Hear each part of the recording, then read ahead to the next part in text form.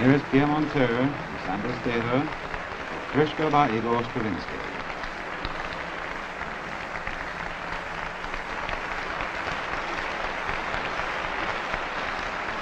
Pierre Monteux was one of the great conductors whose career started in the early part of the 20th century and is responsible for the premieres of a lot of major works, primarily through his association with the Ballet Russe. So he conducted the premieres of a lot of Stravinsky's great ballets, also premieres of Debussy and Ravel. He had a remarkable legacy as a conductor and then ultimately also as a teacher. Pierre Monteux was one of the two most famous conductors, I should say, of the 20th century, he and Toscanini. Monteux conducted the London Symphony, the Boston Symphony, Concertgebouw in Amsterdam, the San Francisco Symphony for many years, and most famously or infamously premiered Stravinsky's Rite of Spring a little over a century ago in Paris. He was born in 1875 in France, served in the First World War, studied at the Paris Conservatory, won first prize in violin, and then started a conducting school in France.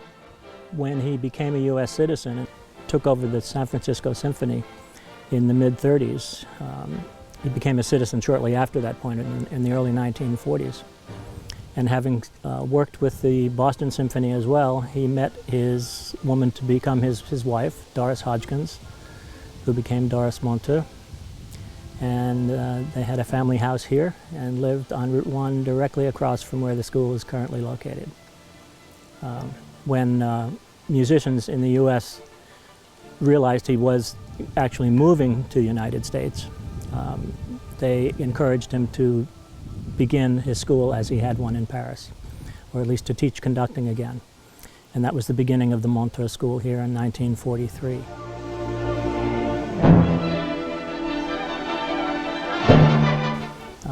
At the time, the classes were held in their summer home. They had no orchestra per se, just a small group of conducting students.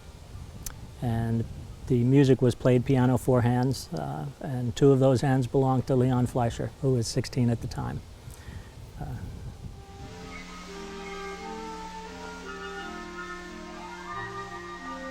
This is a school for conductors and instrumentalists, conductors of all age and ability, and a chance to learn together, learn from each other, and learn in a non-competitive but very intense environment. And he apparently held his students in such high regard and respected them, not only as people but especially as musicians, that then became really one of the legacies of the school. And that is, if you respect your musicians, you respect your conducting students, that's going to come back to you as a concert master or as a maestro. And I think that's one of the special things about this school, one of Pierre's legacies.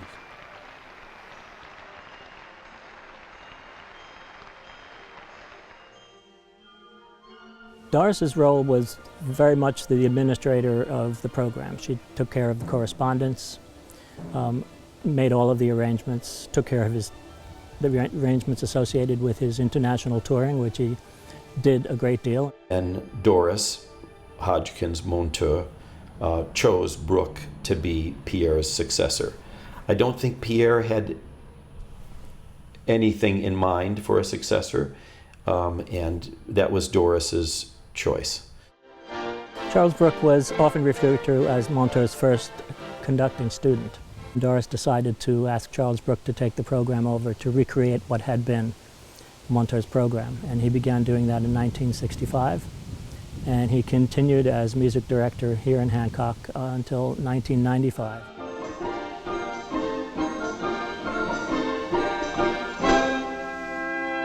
I was a student here for several years and eventually became an assistant to my teacher, Charles Bruck.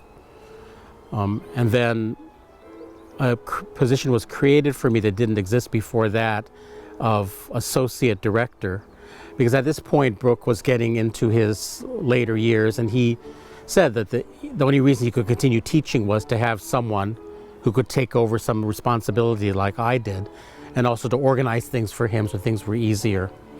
And even though he lived a good, hearty life, he was one of those people that all of us always felt was never going to die, because he always seemed the same.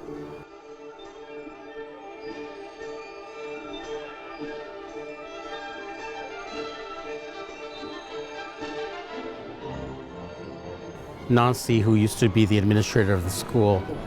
But she took over the administration of the school from her mother and did it for many years. Nancy, she was really a very special person who thought of all of these musicians as her kids, as her children. For a number of years, she introduced the program on Wednesday evening. There was no printed program. She just stood up and had it in her own handwriting. And sometimes these Wednesday evening concerts went quite long. And when the last piece had been played, I remember this one year, she stood up and she said, "That's all. Now please, will you let these children go home to bed?" And she thought of them that way. She loved to see them. She loved to welcome them home.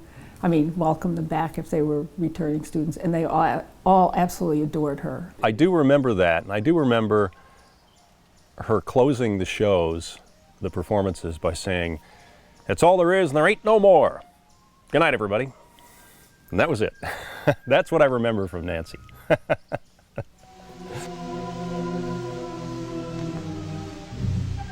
I'm Ron Schwizer. I'm Executive Director of the Pierre Monteux School for Conductors and Orchestra Musicians in Hancock. I've been in that specific position since, well, for 8 years now. I was originally treasurer of the board. Then the board decided they would like to have a point person do all of the work other than the music. And I happily took that on, and I've been thoroughly enjoying it ever since. I look forward to every summer. Pierre Monteux was a French-born conductor of great renown. August was his month off, and in his month off he did what he truly liked doing, and that was, as he said, I cannot make music, but I will make fine young conductors. It's almost this reverence for what we're going to do today, you know, what we're doing for today and for the future. And so it's nice to see that as the decades go by, there's still this kernel of identity with what the school is. And that's what I would say is the reason that students would come here. That they will play a lot of music, they will learn a lot about themselves in the process. You're given the opportunity to expand your horizons, and that's what Pierre had in mind.